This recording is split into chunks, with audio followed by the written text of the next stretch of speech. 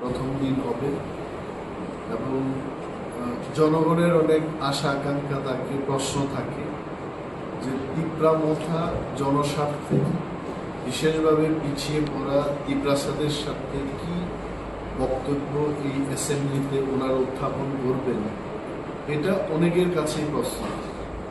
সরকারের থেকে তিপ্রামথা কথা বলছে না, অনুপ্রবেশকারীদের বিরুদ্ধে কি পদক্ষেপ সরকার নিয়েছে সেই সমস্ত বিষয় নিয়ে রাজ্যের মানুষ জানতে চায়। আমরা তিপ্রামথা লেজিসলেটিভ পার্টি আমরা সিদ্ধান্ত নিয়েছি যে বিধানসভায় চলতি অধিবেশনে আমরা অনুপ্রবেশকারী প্রতিরোধে এবং যারা প্রবেশ করেছে তাদের বিরুদ্ধে সরকার কি পদক্ষেপ গ্রহণ করেছে সেই বিষয় নিয়ে সরকারের থেকে আমরা সরকারের কাছে জানতে চাইব। ২ নম্বর যে ব্যাপারটা হলো, কেন্দ্রীয় সরকার, ত্রিপুরা সরকার এবং তিপ্রামথার মধ্যে ত্রিপাক্ষিক যে চুক্তি হলো, এই চুক্তির রূপায়ণে কেন্দ্রীয় সরকার, রাজ্য সরকার কি ভূমিকা নিয়েছে এবং তার অগ্রগতি কি সেই সম্পর্কেও রাজ্যের পিছিয়ে পড়া মানুষ সেটা জানতে চায়। এই অধিবেশনে আমরা আমাদের শর্ট নোটিস ডিসকাশনের মাধ্যমে আমরা জানতে চেষ্টা করব যারা পজিশনে রয়েছেন, ট্রাইবাল ওয়েলফেয়ার ডিপার্টমেন্ট, মাননীয় মুখ্যমন্ত্রী এবং ভারপ্রাপ্ত অন্যান্য মন্ত্রীগণ যারা এই প্রশ্নের সঙ্গে জড়িত থাকবেন, তারা যেন রাজ্যের মানুষকে সুন্দরভাবে বলেন যে এই ত্রিপাক্ষিক চুক্তির অগ্রগতি কত হয়েছে এবং কবে বাস্তবায়ন। কারণ বিধানসভা, রাজনীতি এবং সংসদীয় গণতন্ত্র এটা কোনো মল্লযুদ্ধের আসর নয়, এখানে বাহুবলের কোনো লড়াই নয়, এটা হচ্ছে যুক্তি, সংবিধান এবং ভারতবর্ষের যে চলতি প্রথা, যার মাধ্যমে জনগণের ভোটের অধিকারে আমরা জনপ্রতিনিধি হয়েছি।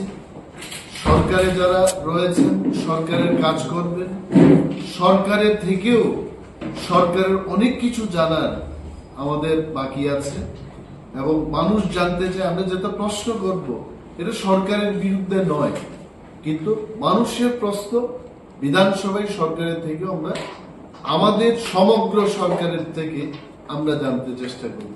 কারণ আপনারা বলতে পারেন যে সরকারে তো আপনারাও আছেন, কিন্তু সরকারের ছোট্ট একটা অংশীদার মাত্র। যেখানে 12 জনের মন্ত্রী, সেখানে আমাদের একজন ক্যাবিনেট মিনিস্টার, একজন মিনিস্টার অফ স্টেট, যিনি ক্যাবিনেট সভাগুলোতে, মিটিংগুলোতে যেতে পারেন না।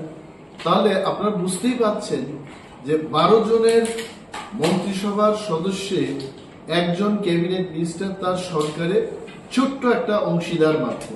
এবং সমগ্র সরকার বলতে মাননীয় মুখ্যমন্ত্রী, স্বরাষ্ট্রমন্ত্রী, rural development minister, health minister, panchayat minister, education minister, নানা যে বিষয়গুলো, এগুলো কিন্তু তিপ্রামথার মন্ত্রীর পক্ষে এই উত্তরগুলো দেওয়া সম্ভব নয়। আমরা আমাদের এমএলএরা, আমাদের লেজিসলেটিভ পার্টি আমরা সিদ্ধান্ত আমরা নিয়েছি, সরকারে থাকব, সরকারের হয়ে কাজ করব, কিন্তু জনগণের প্রশ্ন আমরা একই সাথে তুলব।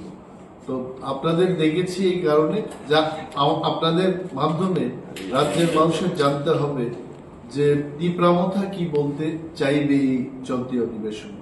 1 নম্বর, আমি আবারও বলছি, আমাদের ইস্যু থাকবে যে অনুপ্রবেশকারীদের বিরুদ্ধে সরকার কি পদক্ষেপ গ্রহণ করেছে, এটা আমরা জানতে চাইব।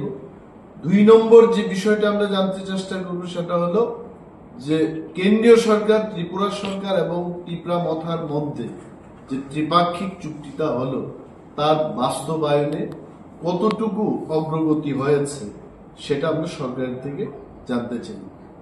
এবং অনেক মানুষ বলতে পারে আমাদের এই সাংবাদিক সম্মেলন দেখে এডিসি নির্বাচন এসে গেছে, মথার একটা নাটক শুরু হয়েছে। মথা কোনো নাটকে বিশ্বাসী না, মথা কোনো আন্তর্জাতিক দল নয়, মথা কোনো একটা ন্যাশনাল দল নয়। মথা এই অঞ্চলের মানুষের স্বার্থ রক্ষায় একটা কথা বলার একটা প্ল্যাটফর্ম, একটা রাজনৈতিক দল। এই এলাকার মানুষের কথা যেহেতু কেউ বলছে না, যেহেতু যারা বিরোধীতে আছে কিন্তু তারপরেও এই পিছিয়ে পড়া মানুষের কথা বিধানসভায় কেউ বলছে না, তাহলে মথাকে সেই জায়গাতে এসে আমাদের এই কথা বলতে হবে। তো it is not to be misunderstood, again we are telling that Motha is in the government and again Motha is talking against the government. তথ্য জানার অধিকার একজন নাগরিকেরও আছে, তথ্য জানার অধিকার একজন বিধায়কেরও আছে। তো বিধায়ক হাজার হাজার মানুষের পক্ষে সে প্রশ্ন আনতেই পারে সরকারের কাছে জানার জন্য। তো ধন্যবাদ আপনাদের, এবং এই অধিবেশনে আপনারা নিশ্চয়ই নজর রাখবেন যে আমরা কি বলতে চাই। Thank you.